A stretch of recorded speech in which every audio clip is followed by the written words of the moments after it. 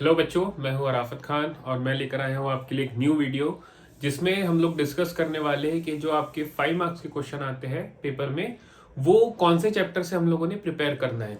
क्योंकि टाइम को देखते हुए हमें स्ट्रेटेजिक अप्रोच रखनी है।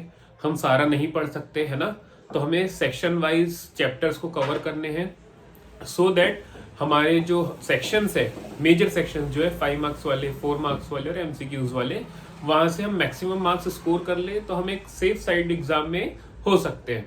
तो 5 मार्क्स का जो सेक्शन होता है, सेक्शन डी, उसमें ऐसे कौन से क्वेश्चंस है जो पर्टिकुलर चैप्टर से आते हैं, तो वो चैप्टर को हम लोग एक बार देख लेंगे। ठीक है, तो देखो मैंने कुछ चैप्टर्स यहाँ पे निकाले हैं आपके लिए, जिसमें सबसे पहले मैंने 6 चैप्टर लिखा है कैटेगराइज करके।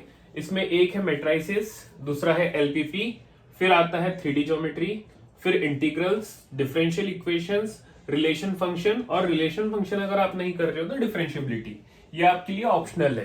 ठीक है, आप कौन सा इनमें से चैप्टर करना चाहते हो। अब ये देखो, ये 6 चैप्टर देख के थोड़ा सा एक क्रिएट होता है कि सर इस टाइम पे 6 चैप्टर पढ़ना और वहां पे आते हैं सिर्फ 4 क्वेश्चन, तो इसमें कैसा करें। तो ये देखो एक इंपॉर्टेंट सिचुएशन है हमारे सामने। तो ऐसे में क्या करना है हमें, मैं आपको चैप्टर वाइज बता देता हूं कि ये चैप्टर से कौन से ऐसे टॉपिक है जो आपको स्पेशली प्रिपेयर करने हैं 5 मार्क्स के लिए। पूरे पूरे चैप्टर आप करो मत, और पूरे चैप्टर अगर आप कर रहे हो तो डिफरेंट डिफरेंट प्लेसेस पे आपको काम आएंगे। जैसे फॉर एग्जांपल आपने मैट्रिसेस प्रिपेयर किया तो 5 मार्क्स के लिए कौन सा सेक्शन प्रिपेयर करना है वो तो मैं बता दूंगा, लेकिन अगर आप पूरा भी चैप्टर प्रिपेयर कर रहे हो तो आपको एमसीक्यूज में 2 मार्क्स में कहीं ना कहीं यूज होगा।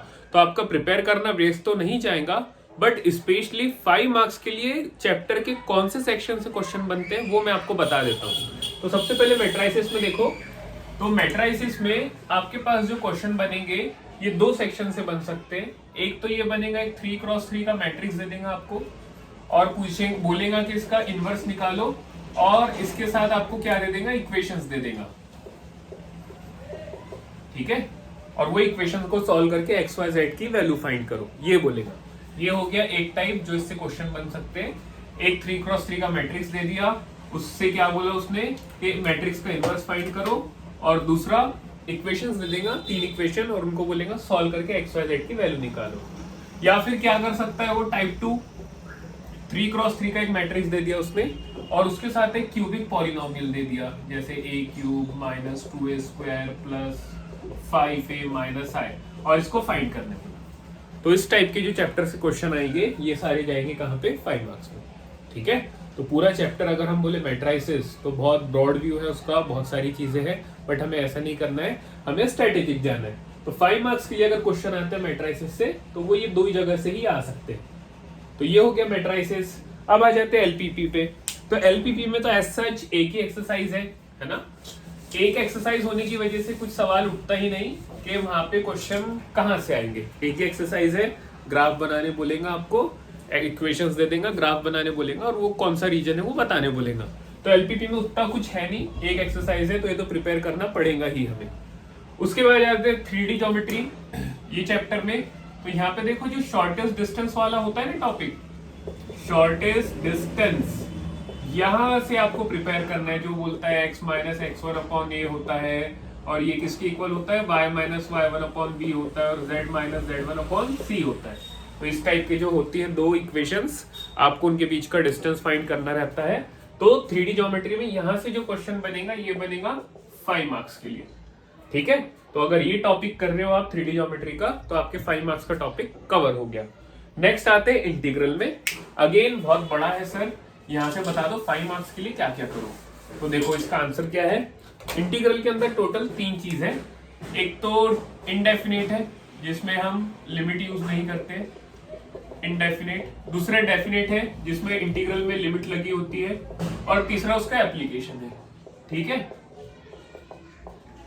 तो इनडेफिनेट से अगर क्वेश्चन आ रहा है स्पेशली तो वो आएगा पार्शियल फ्रैक्शन पे, पार्शियल फ्रैक्शन।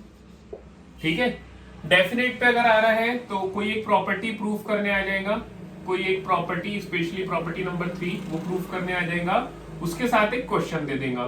तो 3 और 2 5 हो गया। उसी प्रॉपर्टी पे बेस आपको एक क्वेश्चन सॉल्व करने बोल देगा, तो 3 + 2 5 हो जाएगा।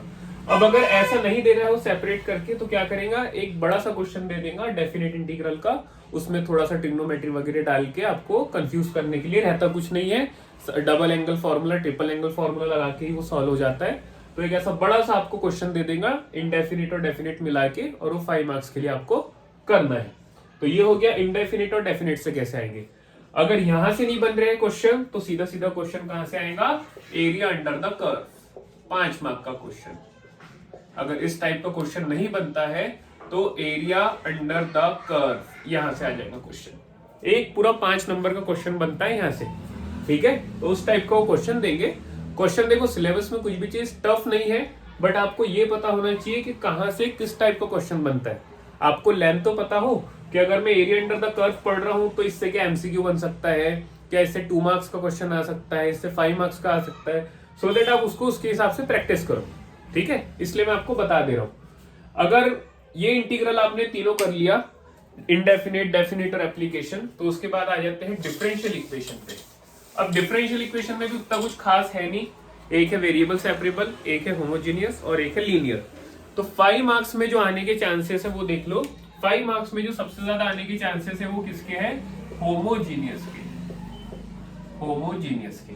पहला प्रायोरिटी तो ये है कि आप होमोजीनियस के क्वेश्चंस को 5 मार्क्स के अकॉर्डिंग प्रिपेयर करो। ये अगर नहीं बनता तो यहां से आ जाएगा फिर लीनियर का। अगर ये नहीं बन रहा तो यहां से क्या बनेगा फिर लीनियर। अगर होमोजीनियस नहीं बन रहा तो कौन सा बनेगा, लीनियर डिफरेंशियल इक्वेशन वाला, ठीक है। तो ये दो मेन है यहाँ पे, किसमें, डिफरेंशियल इक्वेशन में, कि आप होमोजीनियस करो, अगर होमोजीनियस नहीं होता तो लीनियर डिफरेंशियल पे तो बनेगा। वेरिएबल सेपरेबल जो है उस पे चांसेस कम है, बट वो इजी टॉपिक है, तो अगर हमने पढ़ भी लिया तो एज सच हमारा कोई लॉस उसमें नहीं होने वाला। ओके, अब देखो आगे बढ़ते हैं। जो हमारा लास्ट टॉपिक है रिलेशन फंक्शन, और दूसरा क्या है, इसके ऑब्लिक में हमने लिखा है, इसके और में हमने लिखा है डिफरेंशिएबिलिटी। तो रिलेशन फंक्शन में देख लो, रिलेशन से इक्विवेलेंस रिलेशन वाला जो टॉपिक है वहां से बनेगा, ठीक है। इक्विवेलेंस, इसमें वैसे रिलेशन में एक ही टॉपिक है, इक्विवेलेंस रिलेशन, और इसके साथ एक और चीज आ जाती है, इसके साथ एक और चीज क्या आती है, वो है इक्विवेलेंस क्लास, इक्विवेलेंस क्लास।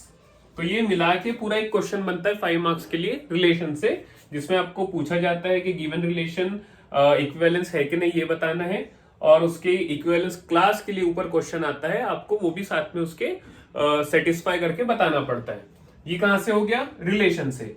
अगर रिलेशन से ये नहीं बन रहा है या फिर ये बन गया तो इसके और में जो फंक्शन का क्वेश्चन देंगे वो लोग, वो कौन सा देने वाले हैं आपको, बाइजेक्टिव वाला। एक फंक्शन दे देंगे और बोलेंगे इसको बताओ कि ये फंक्शन बाइजेक्टिव है, मतलब 1 1 है और क्या है वो ऑन टू है, 1 1 और ऑन टू दोनों, ठीक है। तो ऐसा भी हो सकता है कि एक क्वेश्चन दे दे आपको इक्विवेलेंस रिलेशन और इक्विवेलेंस क्लास पे, और उसके और में दे दे वो फंक्शन से बाइजेक्टिव, मतलब 1 1 और ऑन टू। अब अगर इक्विवेलेंस रिलेशन पे क्वेश्चन दे नहीं रहा है तो इस पे कंपलसरी क्वेश्चन दे देगा वो बाइजेक्टिव वाला, मतलब 1 1 और ऑन टू प्रूफ करने वाला, ठीक है। तो हमें ऐसा एकदम स्पेसिफिक देखना है कि ये चैप्टर से ये मार्क के लिए यहां से क्वेश्चन आता है, जैसे 5 मार्क्स के लिए पर्टिकुलर ये टॉपिक से क्वेश्चन आता है, तो उससे क्या होगा, हमें प्रिपेयर करने में इजी पड़ेगा, ठीक है। अब देखो, अगर ये रिलेशन फंक्शन अगर आप नहीं कर रहे हो, आपको लगता है कि थोड़ा थ्योरेटिकल चैप्टर है, मैक्सिमम बच्चों को लगता है कि जो रिलेशन फंक्शन है उसमें स्पेशली रिलेशन वाला टॉपिक, चीजें लिखना पड़ता है, रिफ्लेक्सिव शो करना है, उसको सिमेट्रिक बताना है, ट्रांजिटिव बताना है, तो बच्चों को थ्री हो जाता है।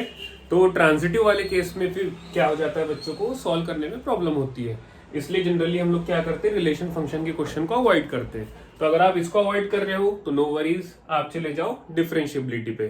तो डिफरेंशिएबिलिटी से भी क्वेश्चन आते हैं, वहां से 5 मार्क्स के जो क्वेश्चन आते हैं वो ये वाले आते हैं, cos x raise to the power x plus log x to the power sin x, ये वाले, जिसमें आपको क्या करना रहता है, आपको इसको u कंसीडर करना है, इसको v कंसीडर करना है, ये पूरा y हो जाता है ना। तो y is equal to u plus v होता है। फिर आप क्या करोगे, इसको डिफरेंशिएट करोगे, इक्वेशन नंबर 1 दोगे, फिर सेपरेटली फाइंड करोगे du by dx। उस इक्वेशन में क्या हो जाता है, dy by dx हो जाता है du by dx plus dv by dx।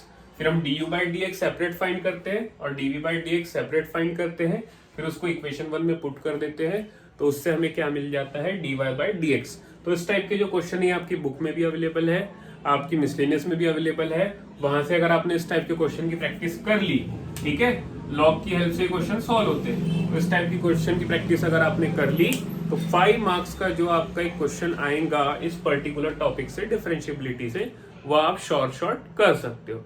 ठीक है, तो ये था, ये सारे चैप्टर्स में से कौन से ऐसे टॉपिक है जिसको हमें 5 मार्क्स के लिए प्रिपेयर करना है, सो दैट हमारा जो सेक्शन डी है जिसमें 4 मार्क्स के 4 क्वेश्चन आते हैं 20 मार्क्स के लिए, वो सेक्शन हमारा पूरा प्रिपेयर हो जाए।